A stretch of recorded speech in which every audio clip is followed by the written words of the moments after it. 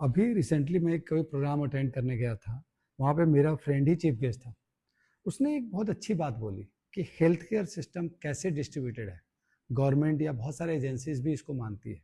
अगर आप देखने जाओ तो जो फिजियोथेरेपिस्ट हैं, ऑक्यूपेशनल थेरेपिस्ट हैं, स्पीच थेरेपिस्ट हैं, जिसको आज के डेट में पैरामेडिक्स के रूप में कंसिडर किया जाता है या एलाइड हेल्थ प्रोफेशनल्स के रूप में आप कंसिडर करते हैं, उनका भागीदारी कितना है हेल्थ केयर सिस्टम पे और कितना उनका प्रेजेंस है। अगर आप देखोगे किसी को नेक पेन हो रहा है, किसी को बैक पेन हो रहा है, किसी बच्चे को ऑटिज्म है, किसी बच्चे को चाइल्ड डेवलपमेंटल डिले है या कोई न्यूरो रिहेबिलिटेशन पे हम काम कर रहे हैं, कोई भी स्ट्रोक का पेशेंट है, हेड इंजरी का पेशेंट है, आपको डिमेंशिया, अल्जाइमर्स, ये जितने भी तरह के केसेस हैं, न्यूरो साइकेट्री है, न्यूरो रिहैब है, अगर इस पर ड्यूरेशन ऑफ वर्क देखोगे, वो महीने में एक विजिट या 2 महीने में एक विजिट किसी फिजिशियंस को करते हैं, बट पूरे महीने 30 डेज वो विजिट करते हैं किसी थेरेपिस्ट को।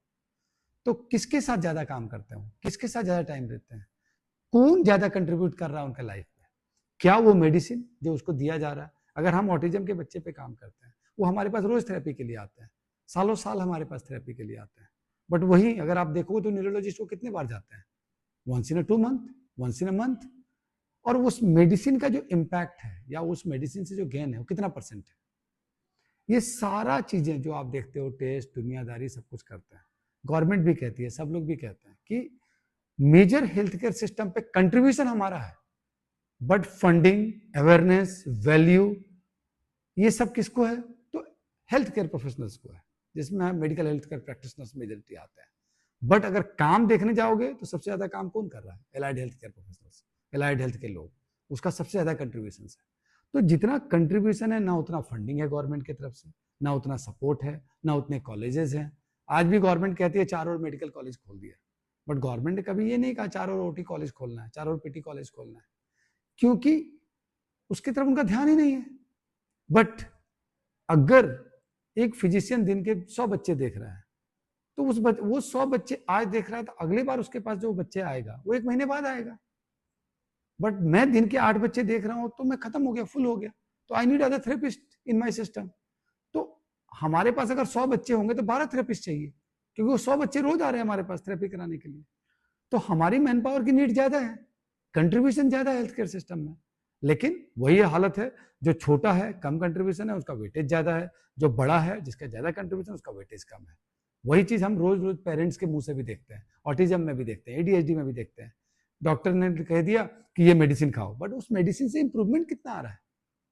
5%, 10%? आप उनसे ही पूछ लो, चाहे वो चाइल्ड साइकेट्रिस्ट हो, चाहे वो पीडियाट्रिक न्यूरोलॉजिस्ट हो, उनसे आप पूछ के देखो what is the outcome, the medicine, the recommendation, the treatment they are recommending. Treatment majorly outcome किसका है? स्पीच का, ओटी का, स्पेशल एजुकेशन का, एबीए का, ये थेरेपीज का आउटकम ज्यादा है। तो क्यों नहीं इनकी प्रायोरिटी होना चाहिए, डिसीजन मेकिंग में इनका इन्वॉल्वमेंट होना चाहिए। असेसमेंट की आप बात करो तो वो आदमी असेस कर रहा, वो डायग्नोज कर रहा है जिनका कंट्रीब्यूशन इतना सा है, वो आदमी एसेस और डायग्नोज नहीं कर रहा जिसका कंट्रीब्यूशन इतना बड़ा है। सिलेबस की बात करो, जिन्होंने सिलेबस में एक पैराग्राफ पढ़ा इस टॉपिक के ऊपर, वो ये बता रहे हैं अगले को, बच्चे को या क्लाइंट को, कि आपको क्या थेरेपी कराना चाहिए, कैसे कराना चाहिए, किस स्टेज पे क्या कराना चाहिए। और जो बंदा पूरे 4 साल, 4.5 साल, सॉरी आज के डेट में तो 5 साल है, 5 ईयर्स, और पीजी जो है 2 ईयर्स, उसका पीएचडी करके इस डोमेन पे काम कर रहा है, उसकी ईयर ऑफ एक्सपोजर कितना है, वो कितने केसेस देख चुका है। अगर वो डिसाइड करेगा, वो डिसीजन मेकिंग करेगा, तो ऑटोमेटिकली बेटर होगा। अगर वो, ये सोसाइटी का थॉट प्रोसेस है, इसमें हमें सोचने की जरूरत है कि क्या जो ये 10 मिनट मिल रहा है वो जज कर सकता है बच्चे को ज्यादा जो पर डे 1 घंटा मिल रहा है। अगर मैं पर डे 1 घंटा इंटरेक्ट कर रहा हूं, तो मैं रोज मिल रहा हूं बच्चे से, 30 दिन मिल रहा हूं, महीना में कई महीनों तक मिल रहा हूं, तो मेरा अंडरस्टैंडिंग उस बच्चे को लेकर ज्यादा बेटर है कि वो जो 2 मिनट के लिए आया, कंसल्टेशन 10 मिनट किया और 4 मेडिसिन लिख दिया, उनका ज्यादा इनपुट।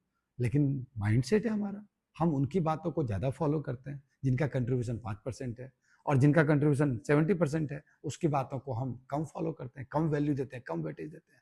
हमारे हिसाब से 2 मेजर सेगमेंट है, एक प्रोफेशनल, वो है जो थेरेपिस्ट है, एलाइड हेल्थ प्रोफेशनल्स, और दूसरा साइड पेरेंट। ये 2 मेजर कंट्रीब्यूटर हैं। डिसीजन मेकिंग से लेकर हर चीज इन दोनों के ऊपर होना चाहिए। ये बेटर जज हैं, ये बच्चे को बेटर जानते हैं, ना कि वो कंसल्टेंट जो 10 मिनट के लिए मिलता है 2 महीने पे और 3 महीने पे। तो हमें अपनी सोच बदलने की जरूरत है, अपना सोचने का नज़रिया बदलने की ज़रूरत है, देखने का नज़रिया बदलने की ज़रूरत है और उसी से हम सही डिसीजन ले पाएँगे और सही डायरेक्शन में काम कर पाएँगे और जो आउटकम हम उम्मीद कर रहे हैं या जो एक्सपेक्ट करते हैं वो तभी आ पाएगा, जब हम सही लोगों से सही डायरेक्शन लेंगे, सही गाइडेंस लेंगे।